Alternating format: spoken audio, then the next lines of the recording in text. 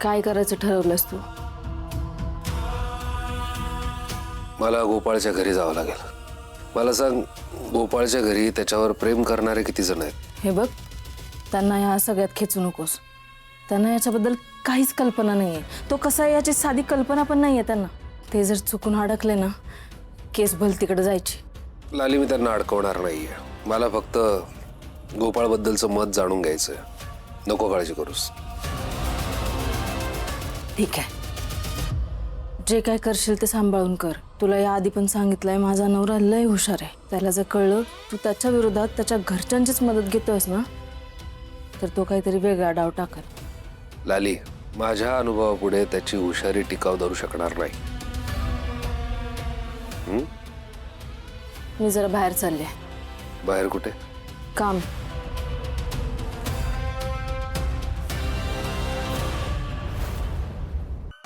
लक्या, ए लक्या, अरे इकडे काय आहे? आला का? जा 2 कटिंग स्पेशल घेऊन ये. जा पळ. ए आत्ता येताना सांगाय काय झालं रे? धंदा करायचा ना तुला इथं. नेक्स्ट चल घेऊन ये पळ. आणि तू पण आता फुकट नाही देणार ना, पैसे दे आधी. अरे देत काय पैसे करत रे? देतो करते दरवेळी देत तर. अरे बाबा हळू आहे. अरे काय एवढी कशाला धाप लागली तुला? ते आपल्या गावचे बॉडी बिल्डर मॉडेल नाही का, सन्नी भाऊ, त्यांनी सांगितलं मला वजन लय वाढलंय, थोडं कमी कर म्हणून. अरे कर की मग वजन कमी, पण लाली वहिनीचा फोटो कशाला घेऊन फिरतोय? हा अरे त्यांना शोधत होतो सगळ्या गावोगाव पळत. आपल्या यशवंत बाबाचा माळा तिकडून पार चौकीच्या आंब्यापर्यंत आपल्या गावची ग्रामपंचायतीत जेवढी गावं येतात ना, त्याच्यात अर्ध्या निम्म्यापेक्षा जास्त गावं पालती घातली मी. तरी वहिनीचा कुठं काय पत्ता नाही. अरे रिक्षावाला म्हणू नको, ट्रक ड्रायव्हर म्हणू नको, एसटी वाला म्हणू नको, वडापावला म्हणू नको, अख्ख्या दुकानात उडाकलं. वहिनींना कुणीच बघितलेलं नाही. हे आपण एक काम करायचं का? लाली वहिनीचे पोस्टर छापू आणि लावून टाकू सगळीकडे. जबरदस्त आयडिया. हा एक नंबर डाउनलोडिंग आयडिया. लालिताईचं पोस्टर सगळीकडे लागलं तर तिला बघून कुणी ना कुणी नक्कीच त्याच्याबद्दल गोपाळला कळवल. असं नाही झालं पाहिजे. मला काहीतरी केलं पाहिजे. काय कायदे पंडित, ज्येष्ठ विधिज्ञ व सल्लागार, कायद्याची पुस्तकं कोळून पिता की काय तुम्ही? कायद्याच्या पुस्तकाला नवा आयाम देता की काय? बघा, तुमची प्रात्यक्षिक परीक्षा आणि तोंडी परीक्षा एकत्रच आहे. कसं चाललंय? काय ठरवलंय? जमतंय का काही? हा म्हणजे करतोय अभ्यास. जेवढं समजतंय, जेवढं गरजेचं आहे तेवढं वाचतोय. बघू काय होतंय. तारीख आहे उद्या. काय ठरवलंय? काय ठरवायचंय साहेब? मी साधा माणूस आहे, प्रामाणिक माणूस आहे. पण ह्या करप्ट सिस्टीमने जर का तुम्हाला अडकवायचं ठरवलं का नाही, मग काहीही करा तुम्ही, अडकवल्याशिवाय राहत नाही. बघू आता, सगळं नियतीच्या हातात आहे. होईल ती होईल. कसं असतं साहेब, सामान्य म्हणून जेव्हा सकाळी उठतो का नाही तेव्हा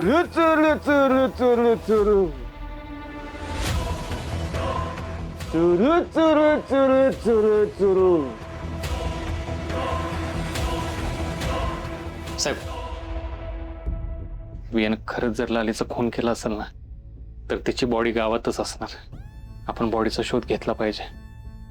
जितपत मी तपास केलाय साहेब, हे अशक्य आहे की तो बॉडी घेऊन गावाच्या बाहेर जाईल, त्याची विल्हेवाट लावला आणि परत येईल. नाही साहेब, बॉडी गावातच असणार.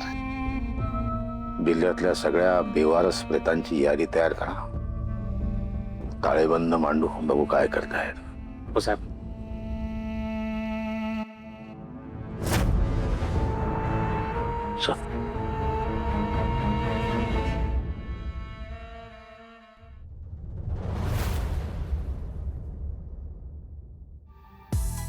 मी काय फार वेळ घेणार नाही तुमचा. मला हे जाणून घ्यायचं की लहानपणी गोपाळ पळून का गेला होता? अहो, तुम्हाला माहित नाही हो, यांचा लाट काय बारका आहे वय. जेव्हा बघावं तेव्हा ना माझ्या लेकराला मारायचं. त्याला लागल नाही लागल हे काही बी बघायचं नाही हो. एकदा तर त्यांनी त्याच्या पायाला चटकन दिला होता हो. तेव्हापासून तो घाबरून घर सोडून पळून गेला हो. आता ना त्याचे गुणच होते तसे. अहो मस्ती करूच होता तो तेवढा. मला सांगा साहेब, आता लहानपणीच वळण लावायचं असतं की नाही? कवा लावायचं नाही तर? अगं म्हणून काही एवढं पोराला मारतात होय ग? नाही मला सांगा, तो गोपाळ परत आल्यानंतर हाच आपला गोपाळ आहे हे कसं ओळखलं? अहो साहेब, मी सांगते ना काय झालं ते. तो परत आला की नाही तेव्हा त्याने लहानपणीच्या आठवणी जशान तशा सांगितल्या. यांनी चटका दिला होता ना पायावर, त्यो डाग बी जसा तसा होता पायावर. मग हा पण म्हणजे एवढं सगळं आहे ना, तरी पण आम्हाला कवा कवा वाटतं बरं का की ह्यो आमचा गोपाळ नाहीच. तुला तसंच वाटणार ग, कारण तुला तो नकोच होता घरामध्ये. तुला ही समधी इस्टेट हाड पाहिजे होती तुझ्या सुधाकरसाठी. झालं आली का परत तुझी गाडी त्या इस्टेटीच्या स्टेशनावरती? तुला काय तुझं कसं झालंय ना, खरं पचत नाही म्हणतात ना, तशी गत आहे तुझी. तू पण किती मनाने साफ आहे ना, ते ठाव आहे मला रंजे. ये बघ फुलाताय, ऐका ऐका, हे बघा भांडू नका. कोर्टात खऱ्याच्या बाजूने निकाल लागावा असं जर तुम्हाला वाटत असेल तर कोर्टात साक्ष द्यायला यावं लागेल तुम्हाला. नाही जमणार. आमच्या घरातली कोणती बी बाई आतापर्यंत कोर्टाची पायरी चढलेली नाही. देशमुख घराणं म्हणजे काय वाटलं काय तुम्हाला? आमच्या घरातलं कोणी बी कोर्टात येणार नाही. नाही, मी जाणार. माझ्या लेकासाठी साक्ष द्यायला मी जाणारच. हा, मी पण जाणार आहे. त्याला चांगला फासावर लाटवायला सांगते. आणि ना त्याचा आहे ना बाजारात बसवते का नाही बघ आता तू. हाय का मग मी काय गोड मारलंय? मी बी जाणार. अहो तिथं गेल्याशिवाय कळेल का गोपानं काय काय दिवे लावले ते? काशी घाला तुम्ही तुमची, काय करायचं ते करा. हो, ठीक आहे, येतो मी. काही लागलं तर परत येईल बोलायला.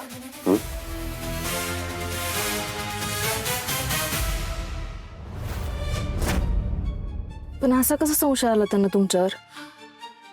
काय माहिती अहो, तेच तर काय कळणं झाले. संशय येण्यासारखं काही वागलायत का तुम्ही? म्हणजे बाकीची पोरं चर्चा करत असताना सगळी गोपाळची बाजू घेतात, पण मी नेहमी तुमच्या बाजूने बोलतो. म्हणजे गोपाळची चूक आहे, तोच दोष आहे असंच बोलतो मी. त्यामुळे बहुतेक जामकर साहेबांना माझ्यावर संशय आला असेल. हो, पण असं करायची काय गरज होती? अहो त्यांना काय माहिती आहे सांगा बरं पोरांना? मला सगळं माहीत असताना मी गप कसा बसू? मला माहिती आहे ना त्यानं तुमच्यावर किती अन्याय केला आहे, तुम्हाला काय त्रास दिलाय ते. त्यामुळे मग मी बोलतो. मला कळतंय, पण असं वागून कसं चालेल? तुम्हाला तुमच्या रागावर ताबा ठेवायला पाहिजे. नंतर एक चूक झाली ना, सगळा प्लॅन फिसकटल. ठीक आहे, इथनं पुढे लक्षात ठेवीन मी. भाऊजी, आता जामकर साहेब नक्की कुणाची चौकशी करतायत, गावात कुणाकुणाला भेटतायत, चौकशीसाठी पोलीस स्टेशनला कुणाला बोलवतायत, नेमकं काय विचारतायत, ह्या सगळ्यावर बारीक लक्ष ठेवायला लागेल. नाही ते तर मी करतोच हो. दुसरीकडे एक नवीन घोळ झालाय. कसला गोळ? ते जिथे मंग्या झुंजार आहेत ना, त्यांनी तुम्ही हरवलेलं पोस्टर छापाय घेतले. ते पोस्टर सगळं रिक्षावर, ट्रॅव्हल्सवर, या स्टँडवर सगळीकडे लावणार आहेत. म्हणजे नुसत्या साताऱ्यात नाही, अख्ख्या महाराष्ट्रात होईल तुम्ही हरवलाय ते. नाही नाही भाऊजी, असं झालं तर सगळा प्लॅन फसल. तेच तर. मला बाहेर पडणं अवघड होईल. आणि केस सुरू असताना मी तरी किती लपून बसू? तेच तर. भाऊजी, काही झालं ना तरी पोस्टर लागतं कामा नये. काहीतरी करा, पण हे पोस्टर लागू देऊ नका. मला आली ते, तुम्ही काहीच काळजी करू नका. तुमचं एक बी पोस्टर मी लागून देणार नाही.